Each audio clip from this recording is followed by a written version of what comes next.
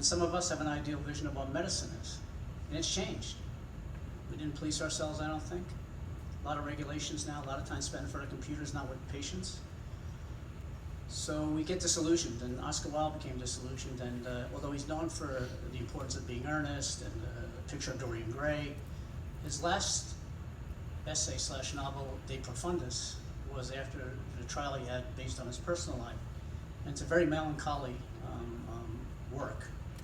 So we're not the only ones, and you're not alone, and never forget that. So in order to soothe the environment, I figured I would try to, look, I see bagels, and I was going to say, welcome, enjoy your coffee, enjoy your cold meals. And I noticed when they have the visiting professors, it's always hot with a specialized chef flipping souffles and everything. When Vinny's giving them, I think there's a bagel and some milk over there, but enjoy those. And now we're going to talk about trying not to make you more depressed than you might already be, if that makes any sense. But I wanted to just say Vincent van Gogh, so we have the same name. He shot himself in the chest. But it's a beautiful painting, in my opinion.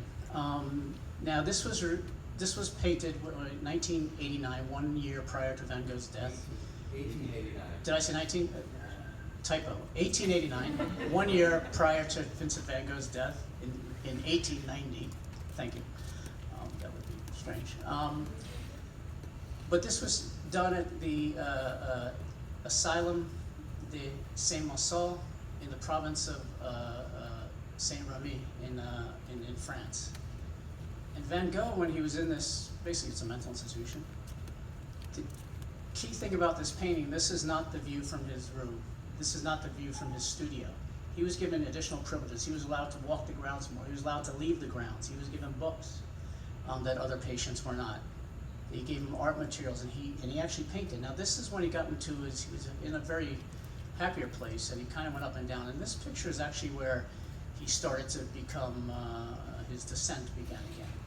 But you'll notice, I just want to point out, when people try to explain, burnout, we'll talk about that later, why I don't like that word, but I'm going to talk about depression, clinical severe depression. That's what we're worried about. That's what we want to prevent, and that's what we want to treat before it gets to unimaginable things. And if we look at this painting